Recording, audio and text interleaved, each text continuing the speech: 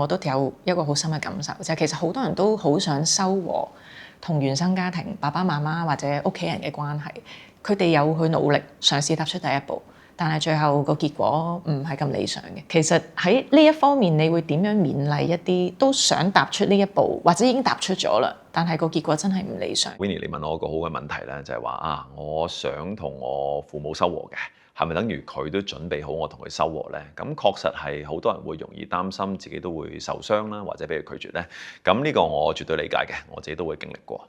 咁我諗喺我自己成個成長過程入邊，就學咗一個好重要嘅概念咧。只要你個心係真係諗住要幫人，你係唔會害怕拒絕嘅。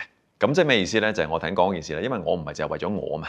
如果我淨係為咗我嘅話咧，確實我好害怕拒絕嘅喎。因為爸爸可能只係冷淡少少嘅話，同我講一句半句咧，我覺得哎呀，咁你唔愛我咧，我受拒絕啦，我就會受傷。但係正正因為我呢件事咧，我唔係淨係諗緊我同爸爸嘅關係，我諗緊首先，如果做呢件事嘅話咧，唔單止對我好，對爸爸又好，對媽媽又好，對屋企人都好，對我甚至乎身邊咧，我太太啊、工作夥伴咧都好嘅，因為翻到我自己嗰度啊嘛。咁當我帶住呢件事嘅時候咧，我淨係諗住一個可能可以幫到人或者幫到自己嘅心嘅話咧，就冇咁害怕拒絕啦。因為如果我真係想幫佢嘅，佢想被幫或者覺得我真係能夠俾到啲嘢佢嘅，咁咪非常好咯。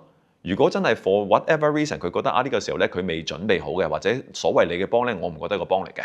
咁都唔緊要，我都會尊重佢生命喺嗰刻嘅感覺去做出決定咧。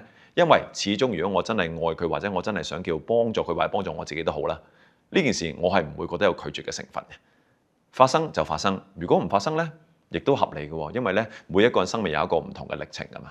咁所以我都係帶住呢個心態，就係話不如試一試啦嚇。咁如果爸爸真係咁啱個狀態 ready 修和嘅，咁咪 very good 咯。如果佢覺得未 ready 嘅，咁可能係我做得唔好咧。再加多個位就係話，如果你話咁我點樣攞到呢個心力叫做去 overcome 呢啲事情咧？因為可能你細細個嘅時候都經歷過爸爸媽媽對你嘅某啲傷害嘅喎。咁我諗都係翻到一個我自己上堂成日講嘅概念啦嚇，即係同理心啦，好似好簡單啦。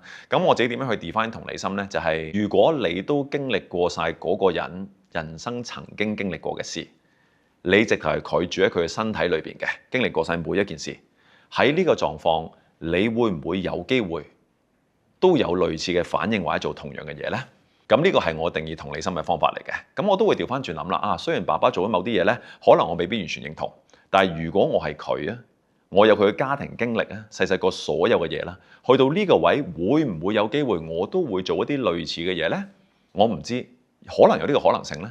就係當我咁諗嘅時候咧，就突然間件事就轉化咗啦。因為我諗太多人諗嘢咧，係好正常會 focus 喺我自己經歷到嘅 which 我都係。咁但係我要 remind 翻自己啦，就係話，淨係我經歷咧，咁我係做唔到一個同理心嘅。因為點解咧？係對方經歷咗啲咩嘢咧？如果我唔能夠嘗試從佢角度去經歷佢所經歷嘅嘢咧，我係冇可能拿到呢個心力出嚟，叫做蓋過呢件事，又行出第一步嘅。甚至乎我媽媽嘅當時隻身一個人湊住3個，一個女士打出佢嘅江山做佢嘅工作所有嘢，咁多壓力咧，佢從來冇同我哋投訴過啲咩嘢嘅喎。咁我自己有冇經歷過呢件事咧？我冇經歷過喎。咁諗翻轉頭啦，細個嘅時候會唔會我同媽媽關係會爭少少咧？會嘅，可能因為我覺得咧佢對我可能惡啲啦，或者某啲位咧可能啲情緒唔係太穩定啦。咁我能唔能夠怪佢咧？成件事嘅開始就係話，首先我有冇嘗試感受過佢感受過嘅嘢先。